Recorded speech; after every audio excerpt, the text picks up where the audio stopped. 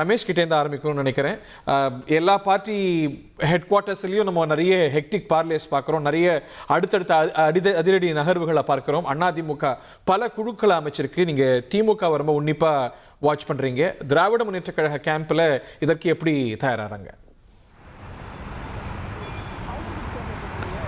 ஆளுங்கட்சியாக இருக்கக்கூடிய திமுகவை பொறுத்த வரைக்கும் தேர்தல் பணியில் ரொம்பவே தீவிரம் காட்டிக்கிட்டு இருக்கிறாங்க. திமுகவினுடைய தேர்தல் அறிக்கை இந்த வாரம் வெளியாகும் அப்படிங்கிற தகவல் கிடைக்கப்பட்டிருக்கு.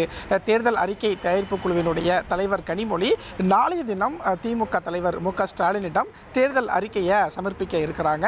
இன்னும் ஒரு 2-3 நாட்களில் திமுகவினுடைய தேர்தல் அறிக்கை வெளியிடுவதற்கு திமுக தலைமை திட்டமிட்டிருக்கிறாங்க.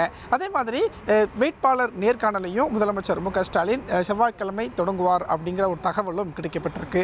மற்றொரு பக்கம் கூட்டணி கட்சிகளோடு தொகுதி பங்கீடு பேச்சுவார்த்தையை இன்னும் இறுதி செய்யறதுல திமுக தலைமையிட்டிருந்து ஒரு தாமதம் நீடிக்கிறத பார்க்க முடிகிறது. ஏன் அப்படின்னா கடந்த 2021 காங்கிரஸ் கட்சிக்கு 25 தொகுதிகள் கொடுத்திருந்த திமுக இந்த முறை காங்கிரஸ் கட்சிக்கு 28 தொகுதிகள் கொடுத்திருக்கிறாங்க. அதனால கூட்டணியில் இருக்கக்கூடிய மற்ற கட்சிகள் எங்களுக்கும் தொகுதிகளை கூடுதலாக வழங்கணும், தொகுதிகளை குறைக்க கூடாது அப்படின்னு சொல்லிட்டு இருக்கிறாங்க. கம்யூனிஸ்ட் கட்சியை சேர்ந்த மாநில செயலாளர்கள் இந்த கருத்தில் ரொம்பவே உறுதியாக இருக்கிறாங்க. தேமுதிக, மக்கள் நீதி மையம் போன்ற கட்சிகளுக்கு இந்த முறை கூடுதலாக புதிதாக தொகுதிகளை கொடுக்க வேண்டிய கட்டாயம் திமுகவுக்கு இருக்கிறதுனால இன்னும் இந்த தொகுதி பங்கீட்டை இறுதி செய்யறதுல திமுக கிட்ட ஒரு தாமதம் நீடிக்கிறத பார்க்க முடிகிறது. பிப்ரவரி 22ஆம் தேதி தொகுதி பங்கீடு பேச்சுவார்த்தையை திமுக தொடங்கியிருந்தாங்க. 20 நாட்கள் ஆகிய நிலையில் 5 கட்சிகளோடு தொகுதி பங்கீடு ஒப்பந்தம் கையெழுத்தாகியிருக்கிறது. நாளைய தினம் கம்யூனிஸ்ட் கட்சி அறிவாலயத்துக்கு வருவாங்க அப்படின்னும் திமுக இரு கம்யூனிஸ்ட் கட்சியிடையும் தொகுதி பங்கீடு ஒப்பந்தம் கையெழுத்தாகும் அப்படின்னும் சொல்லப்பட்டிருக்கு.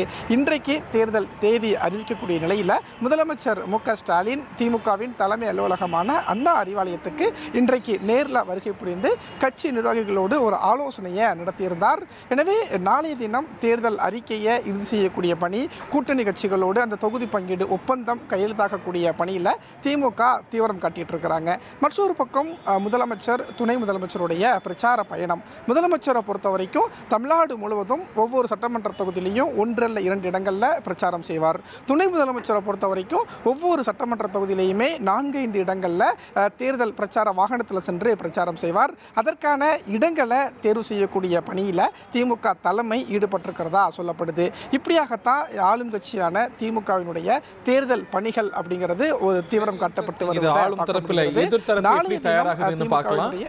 எதிர்த்தரப்பு எப்படி தயாராகுதுன்னு பார்க்கலாம். 1,27,00,000 மனங்களை வென்ற தந்தி டிவி யூடியூப் சேனல். தவிர்க்க முடியாத தம்ப்நெயில்ஸ், கலக்கலான கான்டென்ட்ஸ். நீங்களும் இந்த குடும்பத்தில் இணைய இப்பவே சப்ஸ்கிரைப் பண்ணுங்க.